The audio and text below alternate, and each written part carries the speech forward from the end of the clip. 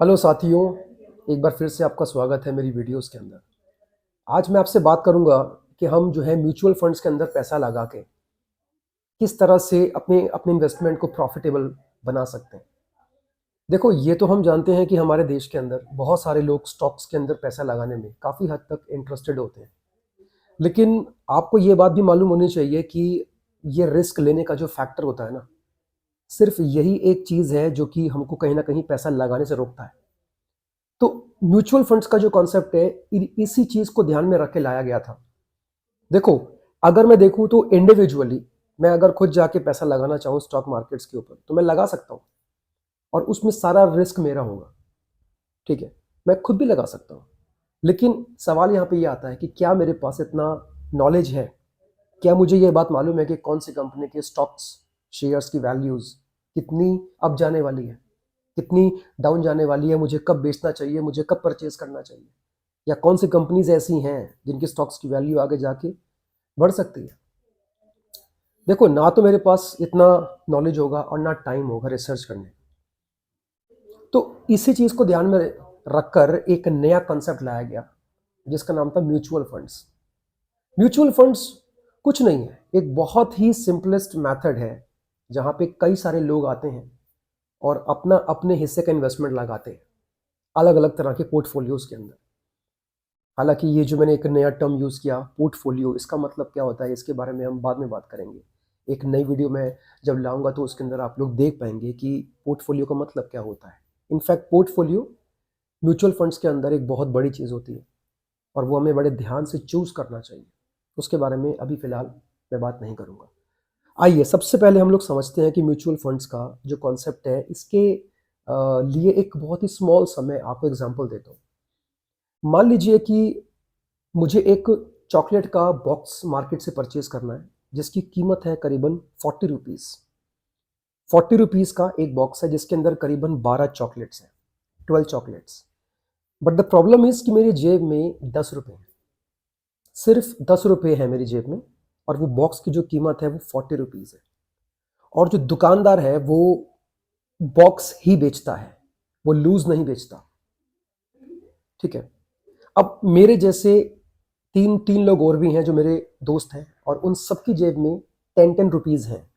मेरे पास भी 10 रुपये थे, एक के पास 10 रुपये, 10 रुपये, 10 रुपये, हम 4 लोग हो गए और चारों के पास 10 रुपीज़ है।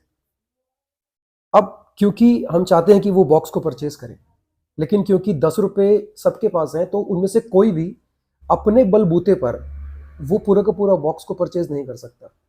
लेकिन क्या आप जानते हो कि इसके अलावा एक ऑप्शन क्या हो सकता है कि हम चारों अपना अपना पैसे को कंट्रीब्यूट कर लें, and then it will make 40। अगर हम 10 रुपये दें और चारों 10 रुपये अगर हम जमा करते हैं तो वो 40 रुपीज़ बन सकता है। तब जाके हम एक पूरा बॉक्स परचेज कर सकते हैं जिसके अंदर 12 चॉकलेट है।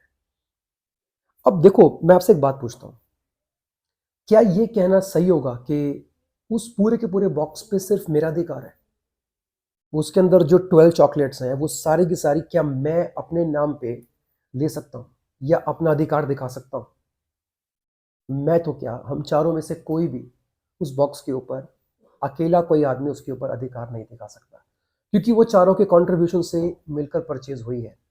तो हर एक के हिस्से में कितनी कितनी आनी चाहिए? 4 दोस्त, 12 चॉकलेट्स, इसका मतलब है 3 चॉकलेट हर एक के हिस्से में आएंगी। मतलब साफ है कि हमें हर एक चॉकलेट 3 रुपये 33 पैसे की पड़ी। मतलब आप थोड़ा बात को जो मैंने अभी आपको इसमें एग्जांपल दिया उसके थ्रू एटलीस्ट आप इस बात को जान पाए होंगे कि वो पूरा का पूरा बॉक्स भले ही हमने परचेज किया, लेकिन उस पर किसी एक का पूरा राइट या अधिकार नहीं है। तो 3 चॉकलेट्स के ऊपर ही मेरा क्या है, राइट है, और उतने तक का ही मैं मालिक हूँ। बिल्कुल सेम वे में आपके म्यूचुअल फंड्स होते हैं। कई बड़ी बड़ी कंपनीज होती हैं जिनके शेयर्स की वैल्यू बहुत ज़्यादा होती है, और हम इनफैक्ट चाहते हैं कि हम उन कंपनी के शेयर्स के अंदर पैसा लगाएं, लेकिन उनकी शेयर की वैल्यू इतनी हाई होती है कि एक अकेला आदमी उसको अफोर्ड ही नहीं कर पाता। अब उसके लिए क्या बने होते हैं म्यूचुअल फंड्स। उसका नाम देखिए ना, म्यूचुअल, इसका मतलब होता है मिला जुला, एक ऐसा फंड जिसमें मिला जुला पैसा लगता है। अब मेरे जैसे कई लोग होंगे जो उस बड़ी सी कंपनी के शेयर्स के अंदर पैसा लगाना चाह रहे होंगे, but due to the huge investment हम में से कोई एक उसको अपने बलबूते पे अफोर्ड नहीं कर सकता, तो क्यों ना एक काम किया जाए, एक पर्टिकुलर फंड के अंदर हम सारे के सारे लोग आए और अपना अपना हिस्सा डालें, कंट्रीब्यूशन डालें, तब वहां पे एक अच्छा खासा पैसा जमा हो जाएगा और उसी का नाम होगा म्यूचुअल फंड। तब वो सारा का सारा पैसा उठा के जो म्यूचुअल फंड का मैनेजर होगा, वो सारा का सारा पैसा जाके उस कंपनी के स्टॉक्स के अंदर जो है आप इसमें आपका लगाएगा और अपने अपने कंट्रीब्यूशन के बेसिस पर कंपनी से हमको रिटर्न्स मिलेंगे। पूरे शेयर्स का मालिक नहीं हूं मैं, जितना मैंने कंट्रीब्यूट किया होगा उतने शेयर्स तक का या उतनी इसमें आप यूनिट्स तक का मैं मालिक होगा और उसके ऊपर ही मुझे कंपनी के प्रॉफिट्स का हिस्सा मिलेगा, जिसको हम रिटर्न्स कहते हैं। सारा का सारा जो आएगा रिटर्न्स मेरा अधिकार नहीं है, जितने लोग हैं उन सबका अधिकार नहीं है, हम सबका अपने अपने कंट्रीब्यूशन के हिसाब से उस पर राइट है। आप पहले इस बात को समझो कि मैंने कोई भी टेक्निकल वर्ड का इस्तेमाल नहीं किया, हालांकि जो मैं बातें बोल रहा हूँ उसके लिए काफ़ी टेक्निकल वर्ड्स हैं, टर्म्स हैं, जिनका इस्तेमाल हम बाद में करेंगे, समझेंगे भी, क्योंकि अभी अगर मैंने उन सब का नाम लिया तो शायद बाउंस हो जाएगा आपके ऊपर से, कुछ भी क्लियर नहीं होगा आपको। तो म्यूचुअल फंड एक अच्छा जरिया है पैसा लगाने का, लेकिन एक बात आपको ध्यान रखनी है, हमको म्यूचुअल फंड्स क्यों चाहिए? आप समझो एक बार, बीइंग एन इंडिविजुअल मैं खुद भी स्टॉक्स के ऊपर जाके पैसा लगा सकता हूं, है ना? फिर क्यों म्यूचुअल फंड्स? जरा इसके लिए भी अगर हम देखते हैं तो एक बहुत ही अच्छा एग्जांपल है।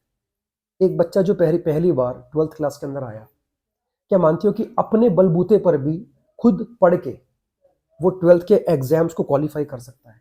हाँ, इसका मतलब है कि उसको टीचर की कोई ज़रूरत नहीं है। बट आपको ये बात मालूम है कि टीचर चाहिए। क्यों चाहिए टीचर? वही चीज़ आप भी बुक से पढ़ने वाले हो जो टीचर पढ़ाएगा, तो फिर टीचर क्यों चाहिए?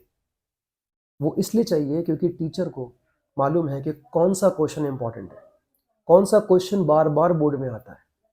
आपको नहीं पता है क्योंकि आप 12th में पहली बार आए हो, और वो टीचर अगर 20 साल से पढ़ा रहा है तो इसका मतलब है कि वो 20 साल से बोर्ड के क्वेश्चन पेपर को देख चुका है कि कौन सा क्वेश्चन बार बार आता है या आ सकता है, कौन सा क्वेश्चन है जिसकी आने की फ्रीक्वेंसी ज़्यादा है।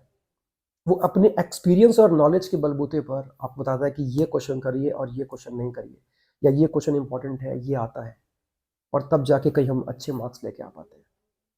तो बिल्कुल सेम वे में हम भी स्टॉक मार्केट के ऊपर जाके खुद भी पैसा लगा सकते हैं, म्यूचुअल फंड्स के थ्रू आए, ऐसा कोई रूल तो नहीं है ना यार, लेकिन आना चाहिए क्योंकि म्यूचुअल फंड्स में जो लोग बैठे हैं दे ऑल आर एक्सपर्ट। उन्हें मालूम होता है कि कौन से स्टॉक्स की वैल्यूज के अंदर कौन से स्टॉक्स के अंदर पैसा लगाना बेनिफिशियल हो सकता है। हमें नहीं पता है, वो उनका काम है। वो मार्केट को रिसर्च करते हैं और सोचने पूरी की पूरी प्लानिंग्स के बाद, उस चीज़ को एनालाइज करने के बाद ही वो किसी स्टॉक्स पर पैसा लगाते हैं। ध्यान रखना, स्टॉक मार्केट गैम्बलिंग नहीं है, सोचा समझा प्लेटफॉर्म है, इन्वेस्टमेंट है। और वो सोचना, वो प्रॉपर अंडरस्टैंडिंग नॉलेज, वो एक इंसान, एक इंडिविजुअल जैसे आदमी को नहीं होती है। उसके लिए म्यूचुअल फंड्स बने, उसके लिए स्टॉक ब्रोकर्स बने होते हैं।